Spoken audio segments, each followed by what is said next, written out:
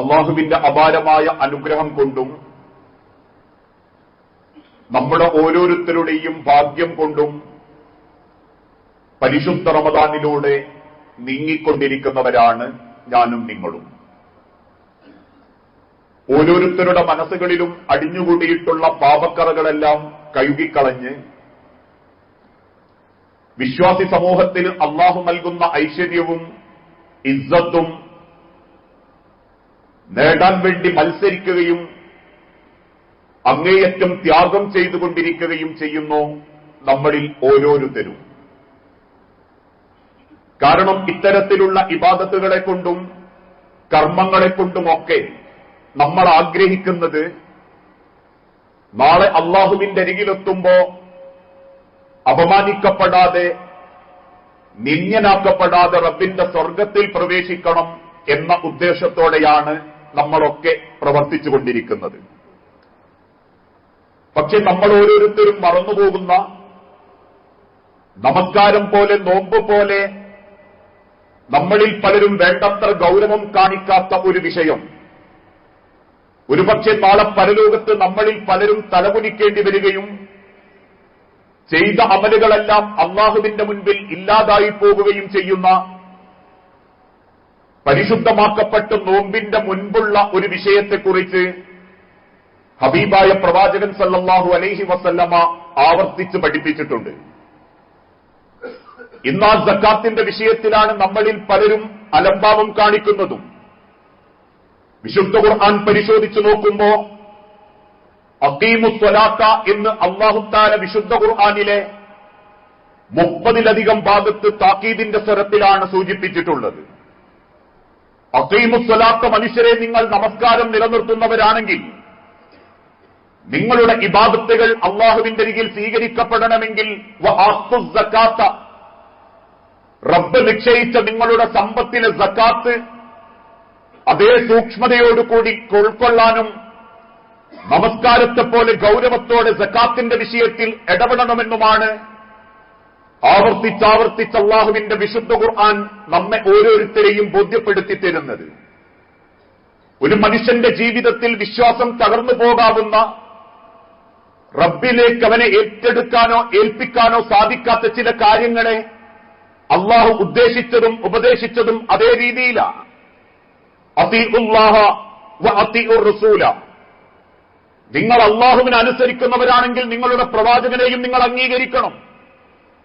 ഇന്ന് ചില ആളുകൾ പറയുന്നത് പോലെ അള്ളാഹുവിന്റെ ഖുർആനൊക്കെ ഞങ്ങൾ അംഗീകരിക്കും, ഖുർആനിന്റെ ചര്യക്കനുസരിച്ച് ഞങ്ങൾ ജീവിക്കും. പക്ഷേ മുഹമ്മദ് നബി പ്രവാചകനാണോ, അതല്ലെങ്കിൽ 1400 വർഷങ്ങൾക്ക് മുൻപ് ജീവിച്ചൊരു കാട്ടറബി മാത്രമല്ലേ എന്ന് ചിന്തിക്കുന്ന ചില ഭൗതിക ഇഖ്വാനി മനസ്സോടുകൂടി ജീവിക്കുന്ന ആളുകളുണ്ട്. അവിടെയാണ് വിശുദ്ധ ഖുർആൻ ഓർമ്മപ്പെടുത്തുന്നത്, അത്തീഉല്ലാഹ, നിങ്ങൾ അള്ളാഹുവിനെ അംഗീകരിക്കുന്നുണ്ടെങ്കിൽ വ അത്തീഉർ റസൂല, നിങ്ങളുടെ പ്രവാചകനെയും നിങ്ങൾ അംഗീകരിക്കണം. ഗൗരവപ്പെട്ട വിഷയങ്ങൾ വരുമ്പോഴാണ് അല്ലാഹു തആല ഇത്തരത്തിൽ ഓരോ കാര്യങ്ങളും കൂട്ടിപ്പറയാറുള്ളത്. അവിടെയാണ് അഖീമുസ്സലാത്തയും വആത്തുസ് സക്കാത്തയും. നിങ്ങൾ നമസ്കാരം നിർവഹിക്കുന്നവരാണെങ്കിൽ സക്കാത്ത് കൊടുത്തേ മതിയാകൂ. കാരണം ഒരു വിശ്വാസിയുടെ വിജയത്തെപ്പറ്റി പരിചയപ്പെടുത്തിയപ്പോ അല്ലാഹു തആല ഓർമ്മപ്പെടുത്തി, ഖദ് അഫ്ലഹൽ മുഅ്മിനൂൻ, വിശ്വാസികൾ വിജയിച്ചിരിക്കുന്നു. എന്തേ അവരുടെ യോഗ്യത? വല്ലദീനഹും ലിസകാത്തിഹിം ഫാഇലൂൻ, അവരുടെ സക്കാത്തിന്റെ വിഷയത്തിൽ അവർ കൃത്യമായി അള്ളാന്റെ ഹബീബിനെ അനുസരിച്ചിട്ടുണ്ടാകും. പക്ഷേ പ്രിയപ്പെട്ടവരെ, നമ്മൾ ജീവിച്ചുകൊണ്ടിരിക്കുന്ന ഈ കാലഘട്ടത്തിൽ സക്കാത്തിന്റെ വിഷയത്തിൽ ആർക്കും കൃത്യതയില്ല. ഇസ്ലാമിന്റെ മറ്റു പല കാര്യത്തിലും കാണിക്കുന്ന സൂക്ഷ്മത സക്കാത്ത് കൊടുക്കുന്നിടത്തും സക്കാത്ത് വാങ്ങുന്നിടത്തും ചില ആളുകൾ കാണിക്കാറില്ല. അതിന്റെ മഹത്വമോ, അത് കൊടുക്കാതിരുന്നാലുള്ള ഗൗരവമോ, അത് കൊടുത്താലുണ്ടാകുന്ന ശ്രദ്ധയോ, ഇതൊന്നും ഇന്ന് വരെ പല ആളുകളും പഠിക്കാനും തയ്യാറായിട്ടില്ല. അവനവന്റെ സമ്പത്തുകളെക്കുറിച്ച് ചിന്തിക്കുക പോലും ചെയ്തിട്ടില്ല. പലപ്പോഴും നമ്മളെ കൂട്ടത്തിലുള്ള ആളുകൾ 3 തരക്കാരാ. ഒന്ന്, സക്കാത്ത് കൊടുക്കണം എന്നവൻ പഠിച്ചിട്ടുണ്ട്, പക്ഷേ ഇന്ന് വരെ ആ സക്കാത്തിന്റെ കണക്ക് നോക്കി കൊടുക്കാൻ അവരെ കൊണ്ട് സാധിച്ചിട്ടില്ല. ആരുടെയെങ്കിലും കയ്യിൽ നിന്ന് കിട്ടിയാൽ വാങ്ങും, അതെന്റെ കാര്യത്തിന് വേണ്ടി ഉപയോഗിക്കും എന്നല്ലാതെ ഇസ്ലാമിലൂടെ ലോകത്തിന്റെ പ്രവാചകൻ പഠിപ്പിച്ച നിസാബത്ത് കണക്കെന്റെ ജീവിതത്തിലുണ്ടോ, ഞാൻ സക്കാത്ത് കൊടുക്കാൻ അർഹനല്ലേ എന്നുപോലും ചിന്തിക്കാതെ കിട്ടാൻ വേണ്ടി മാത്രം ജീവിക്കുന്ന ഒരു കൂട്ടർ നമ്മുടെ കൂട്ടത്തിലുണ്ട്. രണ്ടാമത്തെ ഒരു കൂട്ടർ കൃത്യമായ കണക്കുകളൊക്കെ കയ്യിലുണ്ടാകും, അതിൽ കുറച്ച് മാത്രം കൊടുക്കും. എനിക്കിത്ര അല്ല കൊടുക്കാനുള്ളത് എന്നവർക്കറിയാമെങ്കിലും തന്റെ അളവിനനുസരിച്ച് കൊടുക്കാതെ സക്കാത്ത് കൊടുത്തു എന്ന സമാധാനത്തിന് വേണ്ടി ഏതെങ്കിലും ബാങ്കുകളിൽ നിന്നോ അല്ലാതെയോ 100ന്റെയോ 50ന്റെയോ നല്ല തിളക്കമുള്ള നോട്ടുകൾ വാങ്ങി വീട്ടിൽ യാചിക്കാൻ വരുന്നവർക്ക് 50ഉം 100ഉം കൊടുത്ത് ഏതെങ്കിലും പള്ളിയിലൂടെ സംഭാവന പെട്ടിയിലേക്ക് 500ഓ 1000ഓ ഇട്ട് കുടുംബത്തിൽ വല്യമ്മമാർക്കും ഇളയമ്മമാർക്കും കുടുംബക്കാർക്കും 1000മോ 500മോ വീതം കൊടുത്ത് ഞാനെന്റെ സക്കാത്ത് കുടുംബത്തിൽ കൊടുത്തു എന്ന് പറയുന്ന ആളുകളും നമ്മളെ കൂട്ടത്തിലുണ്ട്. മൂന്നാമത്തെ ഒരു കൂട്ടർ കൃത്യമായ കണക്കുണ്ടാവും, ആ കണക്കറിയാത്തവർ അറിയുന്നവരോട് ചോദിച്ച് മനസ്സിലാക്കും, എന്നിട്ട് കണക്ക് നോക്കി കൃത്യമായി സക്കാത്ത് മാറ്റിവെക്കും. ആ സക്കാത്ത് അർഹതപ്പെട്ടവരിലേക്ക് എത്തും എന്നല്ലാതെ ഒരിക്കലും സക്കാത്തിന്റെ വിഷയത്തിൽ ഞാൻ എന്റെ റബ്ബിന്റെ മുൻപിൽ ചോദ്യം ചെയ്യപ്പെടുകയില്ല എന്ന പൂർണ്ണ ബോധത്തോടു കൂടി ജീവിക്കുന്ന ആളുകൾ നമ്മളെ കൂട്ടത്തിലുണ്ട്. സഹോദരങ്ങളെ, നമ്മൾ ഇതിലേത് കൂട്ടത്തിൽപ്പെടും? ഇക്കണ്ട കാലങ്ങൾ അത്രയും സക്കാത്ത് കൊടുത്തവരാണോ വാങ്ങിയവരാണോ? അഖീമുസ്സലാത്ത വ ആത്തുസ് സക്കാത്ത എന്ന് റബ്ബ് ആവർത്തിച്ച് പഠിപ്പിച്ചിട്ടും ഇസ്ലാമിലെ ബാക്കി എല്ലാ കാര്യത്തോടും കാണിക്കുന്ന ഒരു അടുപ്പം അള്ളാഹു പഠിപ്പിച്ച സക്കാത്തിന്റെ വിഷയത്തിൽ നമുക്ക് ഉൾക്കൊള്ളാൻ സാധിച്ചിട്ടുണ്ടോ എന്ന് നമ്മൾ ഓരോരുത്തരും ചിന്തിക്കേണ്ടതുണ്ട്. കാരണം പരിശുദ്ധ റമദാൻ മനസ്സിനെ ശുദ്ധീകരിക്കാനുള്ളതാണെങ്കിൽ അള്ളാഹ് തന്ന സമ്പത്തിനെ ശുദ്ധീകരിക്കാനുള്ളതാണ് സക്കാത്ത്. അല്ലദീ യുഅ്തി മാലഹു യതസക്ക. അല്ലാഹുവിന്റെ മാർഗത്തിൽ അവർക്ക് റബ്ബ് കൊടുത്ത സമ്പത്തുകൾ അവർ സ്വീകരിക്കുന്നതോടൊപ്പം ആ സമ്പത്തുകൾ പരിശുദ്ധമാക്കാൻ വേണ്ടി കൃത്യമായി സക്കാത്ത് കൊടുക്കുന്നവരായിരിക്കും അള്ളാഹുവിന്റെ പ്രിയപ്പെട്ട അടിമകൾ. അങ്ങനെ സമ്പത്തിന്റെ സക്കാത്ത് കൊടുത്താലേ എന്റെയും നിങ്ങളുടെയും സമ്പത്ത് ഹലാലാവൂ. റബ്ബ് എനിക്ക് ജോലി തന്നു, എനിക്ക് വാഹനം തന്നു, എനിക്ക് ഭൗതിക ലോകത്ത് പല അനുഗ്രഹങ്ങളും തന്നു. അതെല്ലാം എന്റെ പരിശ്രമം കൊണ്ട്, ഞാൻ പഠിച്ചു വലിയ ഉദ്യോഗം നേടിയതുകൊണ്ട്, ഞാൻ എന്റെ ബിസിനസ് ട്രിക്ക് ഉപയോഗിച്ച് എന്റെ ഉറക്കം നഷ്ടപ്പെടുത്തി കോടികൾ സമ്പാദിച്ചതുകൊണ്ട് ഇതെന്റെ ശമ്പളമല്ലേ, എനിക്ക് തീരുമാനിക്കാലോ എന്നൊന്നും ഈ ദുനിയാവിൽ പടച്ച റബ്ബ് തന്ന സമ്പത്തിനെപ്പറ്റി നമ്മൾ ചിന്തിക്കരുത്. റബ്ബ് തന്നതാണെങ്കിൽ ഓരോ നൽകപ്പെട്ടതിനും അള്ളാഹു നിയന്ത്രണം വെച്ചിട്ടുണ്ട്. ഏതുപോലെ എന്റെ കണ്ണാണ് എന്റെ മുഖത്തുള്ളതെങ്കിൽ ഈ കണ്ണുകൊണ്ട് എനിക്കെല്ലാം കാണാൻ എന്റെ റബ്ബ് അനുവാദം തന്നിട്ടില്ല. എന്റെ തലയിലാണ് എന്റെ ചെവിയുള്ളതെങ്കിൽ ഈ ചെവി കൊണ്ടെല്ലാം കേൾക്കാൻ റബ്ബ് എനിക്ക് അനുവാദം തന്നിട്ടില്ല. എന്റെ നാവൊരുത്തനും കൂച്ചുവിലങ്ങിടാൻ ഒരു ചങ്ങല കൊണ്ടും ബന്ധിക്കാൻ ഇക്കൂട്ടത്തിൽ ഒരാൾക്കും പറ്റില്ലെങ്കിലും എന്റെ നാവ് കൊണ്ട് എന്തും സംസാരിക്കാമെന്ന് റബ്ബ് എന്നോട് കൽപ്പിച്ചിട്ടില്ല. അതുപോലെ തന്നെ അള്ളാഹു നിങ്ങൾക്ക് തന്ന സമ്പത്ത് നിങ്ങൾക്ക് തോന്നിയതുപോലെ ഉപയോഗിക്കരുതെന്നും അതിൽ റബ്ബ് നിശ്ചയിച്ച കണക്ക് 2.5% അള്ളാഹു നിശ്ചയിച്ച ആളുകൾക്ക് കൊടുക്കണമെന്നും വിശുദ്ധ ഖുർആനിലൂടെ അള്ളാഹു തആല തന്നെ കൽപ്പിക്കുന്നു. യാ അയ്യുഹന്നാസ്, ജനങ്ങളെ, അള്ളാഹുവിന്റെ ദീനിനെ ഉൾക്കൊള്ളാൻ പര്യാപ്തമായി സൃഷ്ടിക്കപ്പെട്ടവരെ, റബ്ബ് തന്ന വായുവും റബ്ബ് തന്ന വെള്ളവും റബ്ബ് തന്ന ദുനിയാവിലെ ജീവിതവുമായി സന്തോഷത്തോടെ ജീവിക്കുന്ന മുഅ്മിനീങ്ങളെ, കുലൂ മിമ്മാ ഫിൽ അർളി ഹലാലൻ തയ്യിബ. കുലൂ, നിങ്ങൾ കഴിക്കേണ്ടത് മിമ്മാ ഫിൽ അർളി ഹലാലൻ തയ്യിബ, ഈ ലോകത്ത് റബ്ബ് നൽകിയിട്ടുള്ള ഏറ്റവും നല്ല ഭക്ഷണത്തിൽ നിന്നാവണം, ഹലാലായ സമ്പത്തിൽ നിന്നാവണം നിങ്ങൾ ഓരോരുത്തരും ഭക്ഷണം കഴിക്കേണ്ടത്. വലാ തത്തബിഉ ഖുതുവാത്തി ശൈത്വാൻ, നിങ്ങൾ ഒരിക്കലും പിശാചിന്റെ പിന്നാലെ പോകരുത്. ഇവിടെ ലോകത്തുള്ള സർവ്വ ഉലമാക്കളും രേഖപ്പെടുത്തി അവനവന്റെ സമ്പത്ത് തോന്നിയപോലെ ഉപയോഗിക്കണം. എന്റെ പണം, എന്റെ സമ്പാദ്യം ഞാൻ എനിക്കിഷ്ടപ്പെട്ടതുപോലെ ജീവിക്കും എന്ന് ചിന്തിക്കുന്ന ചിന്ത ഖുതുവാത്തി ശൈത്വാൻ, അത് പിശാചിന്റെ വഴിയാണ്. എന്ന് ഈ ആയത്തിന്റെ നിർവചനത്തിൽ ലോകത്തുള്ള ഉലമാക്കൾ രേഖപ്പെടുത്തി. ഒരിക്കലും നിങ്ങളങ്ങനെ ചിന്തിക്കാൻ പാടില്ല. അള്ളാഹു നിങ്ങൾക്ക് സമ്പത്ത് തന്നിട്ടുണ്ടോ? 1000 തന്നവന് 975 റബ്ബ് തീരുമാനിച്ചിട്ടുള്ളൂ. 1,00,000 തന്നവന് 97,500 അള്ള തീരുമാനിച്ചിട്ടുള്ളൂ. നിങ്ങൾക്കള്ള തന്നതിൽ 2% അള്ള നിങ്ങൾക്ക് തന്നതല്ല. അർഹതപ്പെട്ടവർക്ക് നിങ്ങളത് കൊടുക്കുന്നുണ്ടോ എന്ന് റബ്ബിന് പരീക്ഷിക്കാൻ വേണ്ടി റബ്ബ് നിങ്ങൾ കേൾപ്പിച്ചു തന്നതാ. അതുകൊണ്ട് തന്നെ ഇന്നഹു ലക്കും അദുവ്വുൻ മുബീൻ, പിശാചിന്റെ വഴിയെ നിങ്ങൾ പോകരുത്. എല്ലാ കാര്യത്തിനും കാണിക്കുന്ന സൂക്ഷ്മത നിങ്ങൾക്ക് റബ്ബ് തന്ന സമ്പത്തിനും നിങ്ങൾ കാണിക്കണം. ആ പണം കൊടുക്കുന്നിടത്ത്, വാങ്ങുന്നിടത്ത് അള്ളാഹുവിന്റെ ഹബീബ് പഠിപ്പിച്ച സൂക്ഷ്മതയോടെ നമുക്ക് മുൻപോട്ട് പോകാൻ സാധിക്കണം.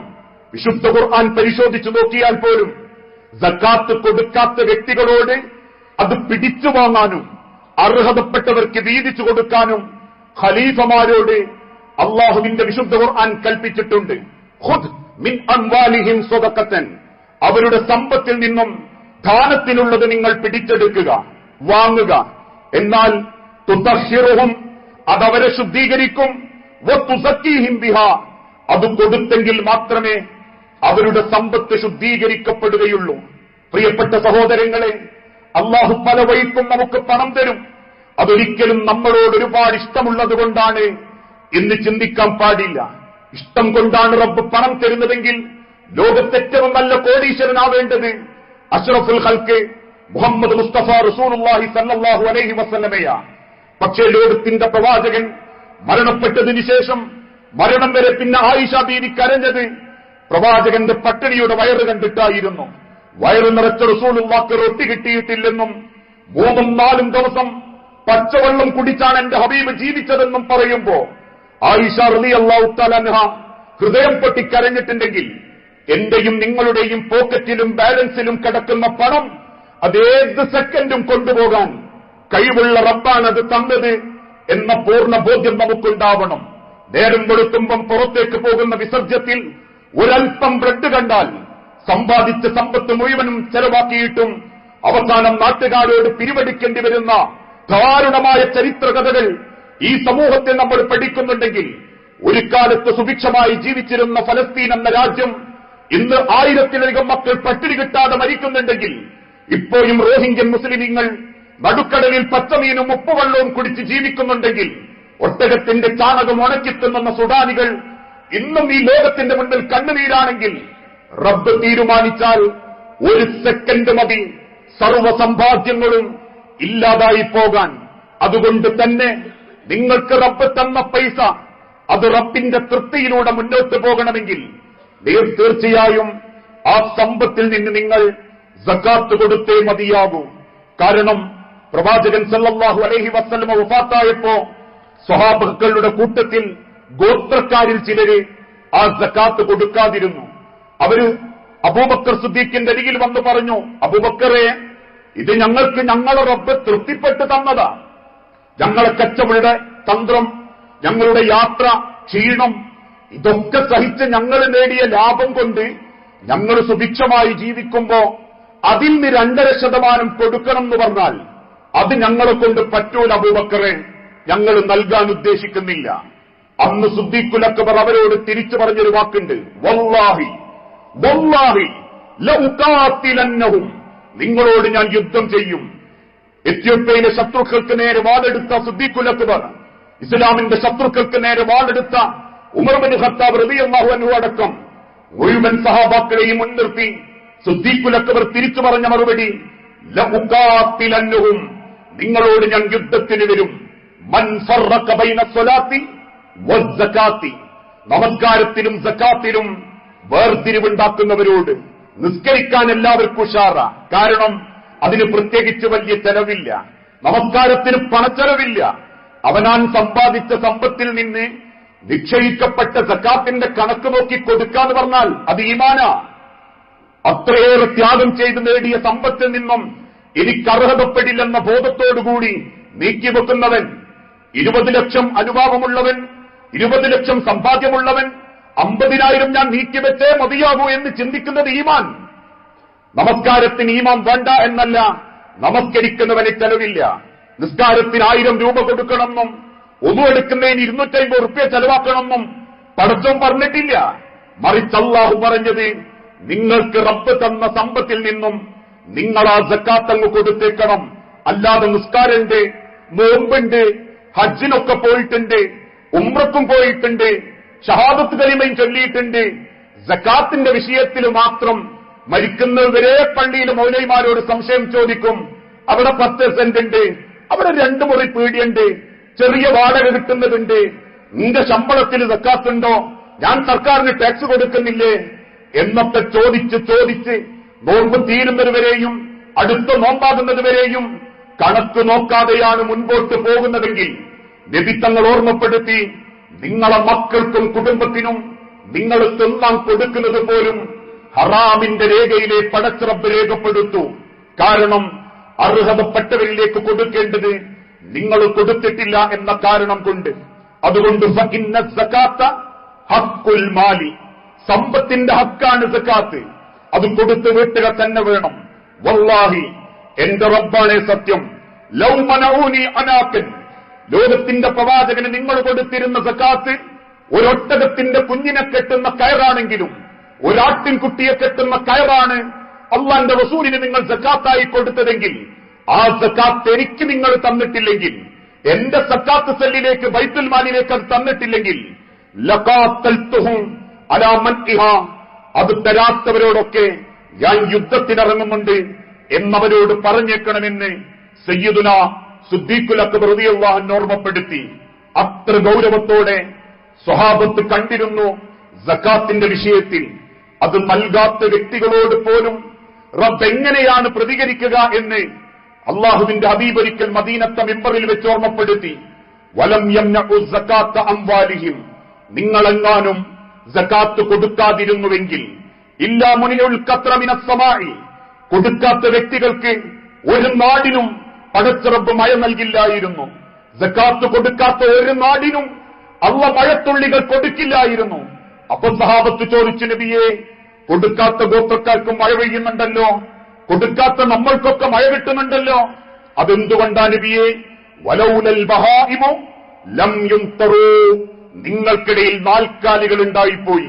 വെള്ളം കൊണ്ട് ജീവിക്കുന്ന നാൽക്കാലികളും ഇരുകാലികളും ഈ ഭൂമിക്ക് നേരെ ഇല്ലായിരുന്നുവെങ്കിൽ തീർച്ചയായും ലം യുംതറൂ, സക്കാത്ത് കൊടുക്കാത്ത ഒരു ജനതക്കും ഒരു മനുഷ്യനും വാനലോകത്തു നിന്നും റബ്ബ് കൊടുക്കാൻ ഉദ്ദേശിക്കുന്ന ഒരു തുള്ളി വെള്ളം പോലും അള്ളാഹു കൊടുക്കില്ലായിരുന്നു എന്ന് ഹദീസ് ഗ്രന്ഥത്തിലൂടെ അള്ളാന്റെ ഹബീബ് ഓർമ്മപ്പെടുത്തുകയും ചെയ്തു. ആ ഗൗരവത്തോടുകൂടി നമ്മൾ ഒരുങ്ങണം.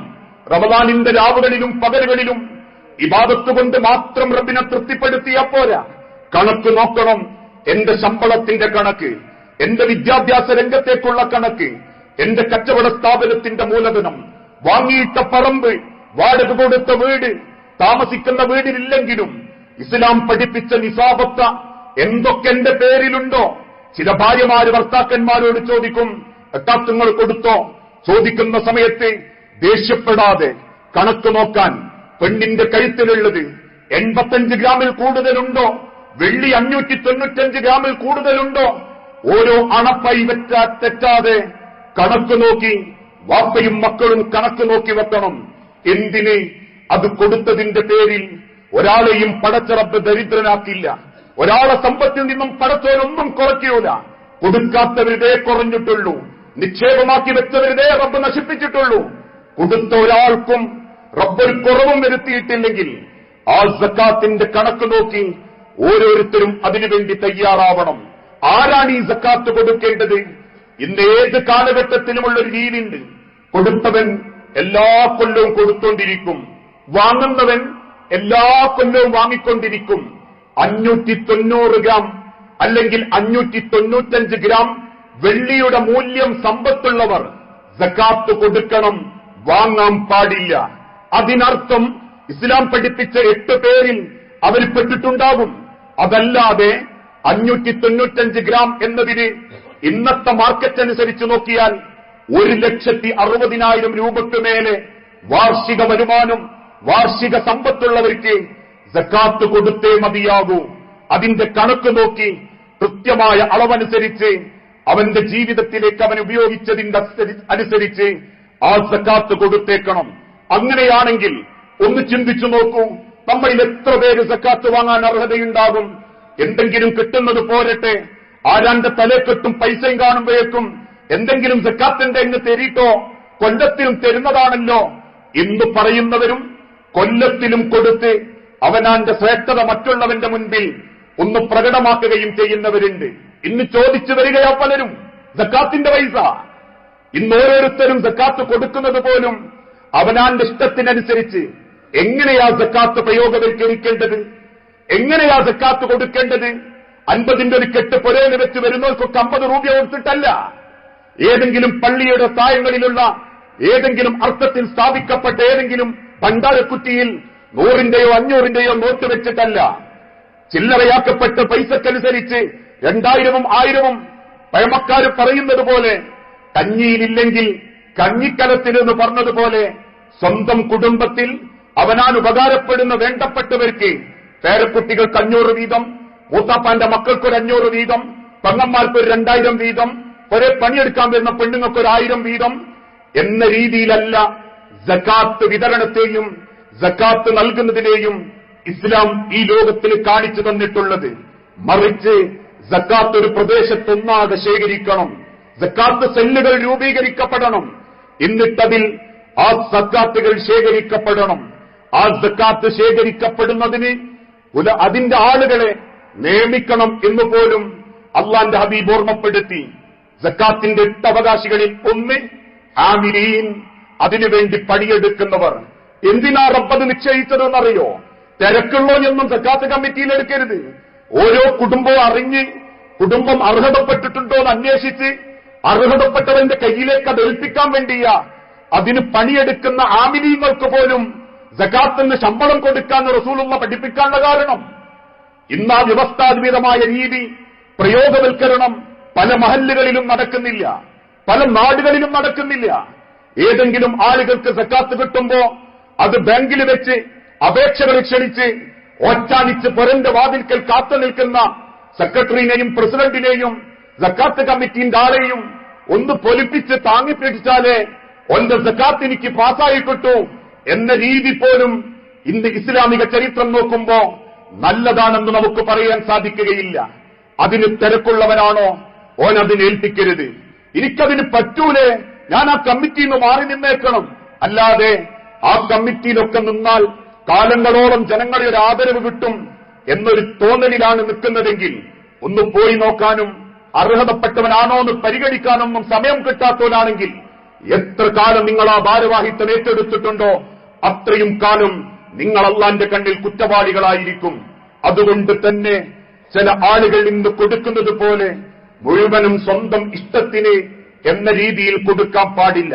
അതിനർത്ഥം ഉലമാക്കൾ പറഞ്ഞിട്ടില്ല നമുക്ക് ഇഷ്ടപ്പെട്ടതല്ലെങ്കിൽ അർഹതപ്പെട്ടവർക്ക് നമ്മൾ നേർക്കുനേരെ കൊടുക്കരുത് എന്ന് ഉലമാക്കൾ പറഞ്ഞിട്ടില്ല. പക്ഷെ ഒരു പ്രദേശത്തൊരു സക്കാത്ത് സെല്ലുണ്ടെങ്കിൽ, അത് വ്യവസ്ഥാപിതമായിട്ട് മുൻപോട്ട് പോകുന്നുണ്ടെങ്കിൽ, അതിന്റെ ആളുകൾ നീതിയോടെ പെരുമാറുന്നവരാണെങ്കിൽ നിങ്ങളുടെ സക്കാത്ത് ആ കമ്മിറ്റിയെ സക്കാത്ത് സെല്ലിനെ ഏൽപ്പിക്കണം. ആരെയും പ്രീതിപ്പെടുത്താനോ നിങ്ങൾക്കൊരിക്കലും നിങ്ങൾ പറയുന്നവർക്ക് കൊടുക്കാനോ ആവാനും പാടില്ല. ചിലര് സക്കാത്ത് കമ്മിറ്റി കൊണ്ടു കൊടുത്തിട്ട് പറയും കാരണോരെ മോന്റെ മക്കളൊക്കെ എത്ര ദാരിദ്ര്യത്തിലാ, അവിടെ കൊടുത്തേക്ക്. ഒരേല് വീട് പണി ഉണ്ടായപ്പം സഹായിച്ചതാണ് നഫീസുമ്മ, കൊച്ചു നഫീസുമ്മക്ക് കൊടുത്ത എന്ന രീതിയിൽ പറയാൻ പാടില്ല. അതാ കമ്മിറ്റി തീരുമാനിക്കണം. ഇനി ആ കമ്മിറ്റിയോട് പോലും അള്ളാന്റെ തിരുദൂതൻ ഓർമ്മപ്പെടുത്തി അത് പ്രയോഗവൽക്കരണത്തിൽ കൊണ്ടുവരണം. ഇന്ന് ലോകത്തുള്ള സാമ്പത്തിക രംഗത്ത് ഇസ്ലാം കൊടുത്ത സക്കാത്തിന്റെ രീതി അമുസ്ലിമീങ്ങൾ പോലും അംഗീകരിക്കുന്നതാ. യൂറോപ്യൻ രാജ്യങ്ങളിലും പശ്ചിമേഷ്യൻ രാജ്യങ്ങളിലും ആളുകൾ അത്ഭുതത്തോടെ ചിന്തിക്കുന്നത് ഇസ്ലാമിന്റെ സമ്പദ് വ്യവസ്ഥയെ പറ്റിയാ. അതുകൊണ്ട് തന്നെ കൊടുക്കുന്ന സമയത്തും ചെലവാക്കുന്ന സമയത്തും അവകാശികളാണെന്ന് ഉറപ്പുവരുത്തണം, പ്രയോഗവൽക്കരിക്കണം. അതുകൊണ്ട് വളർച്ചയുണ്ടാകണം. കാലങ്ങളായി സക്കാത്ത് വാങ്ങുന്നവൻ സക്കാത്ത് കൊടുക്കുന്ന അവസ്ഥയിലേക്ക് എത്തണം എന്നതൊക്കെയാ ഇസ്ലാമിന്റെ രീതി. ആ രീതിയിൽ സക്കാത്ത് പ്രായോഗവൽക്കരിക്കണമെങ്കിൽ കണക്ക് നോക്കി ഒരു സക്കാത്ത് സെല്ലിനെ നമ്മളെ പൈസ ഏൽപ്പിക്കണം. അത് വ്യവസ്ഥാപിതമായിട്ട് മുന്നോട്ട് കൊണ്ടുപോകണം. നോമ്പ് കുറെ പട്ടിണി കടന്നു, കുറെ ക്ഷീണം സഹിച്ചു, ദാഹിച്ചു എന്നല്ലാതെ അള്ളാന്റെ അരികിലെത്തുമ്പം സക്കാത്തിനെ പറ്റി റബ്ബ് ചോദിക്കുമ്പോ തലകുനിക്കേണ്ട അവസ്ഥ വരാൻ പാടില്ല. അത് കണക്ക് ക്ലിയറായിരിക്കണം മണ്ണിലേക്ക് വെക്കുന്നതിന്റെ മുൻപ്. ആ ചിന്തയോടെ സക്കാത്തൊരുക്കുന്ന മുഅ്മിനീങ്ങളിൽ അള്ളാഹു നമ്മളെല്ലാവരെയും ഉൾപ്പെടുത്തി അനുഗ്രഹിക്കുമാറാകട്ടെ.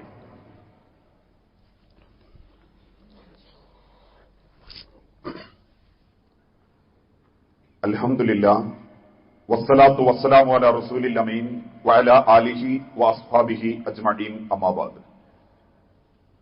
യാ അയ്യുഹന്നാസ് ഉസീകും സനിയം ബിതഖ്വല്ലാഹ്.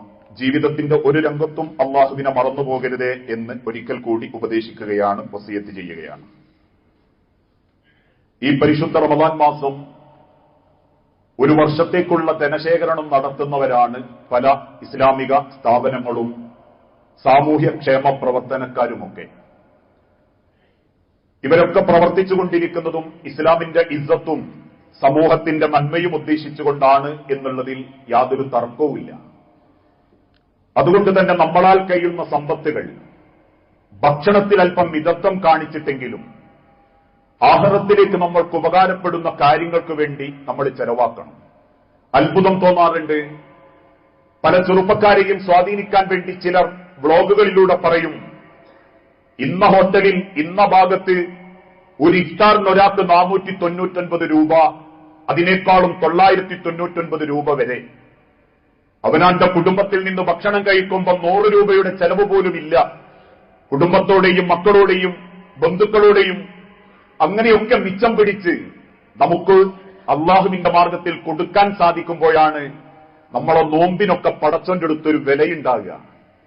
അതുകൊണ്ട് തന്നെ ഇന്ന് നമ്മളുടെ ഈ പള്ളിയിൽ 2 കാര്യങ്ങൾക്ക് വേണ്ടിയിട്ടാണ് സഹായം അവർ ചോദിച്ചിട്ടുള്ളത്. ഒന്ന്, ഈ പള്ളിയുടെ പരിപാലനത്തിന് വേണ്ടിയും ഈ പള്ളിയുമായിട്ടുള്ള അനുബന്ധ പ്രവർത്തനത്തിന് വേണ്ടിയും സാധ്യമാകുന്ന നിലക്ക് നിങ്ങൾ ഓരോരുത്തരും അതിൽ സഹകരിക്കണം.